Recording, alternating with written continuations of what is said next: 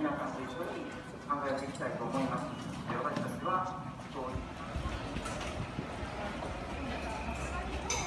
YouTube, managed to get here, so I'm in Rokomichi, and it's Friday, October the 6th, 2017, my first day at work back at university, and I've been really looking forward to working actually, so I'm happy about that.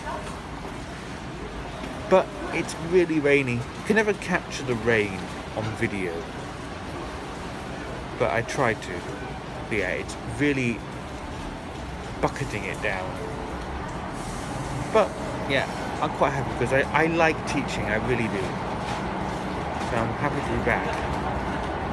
And but yeah, but I don't want to run to my bus and get wet.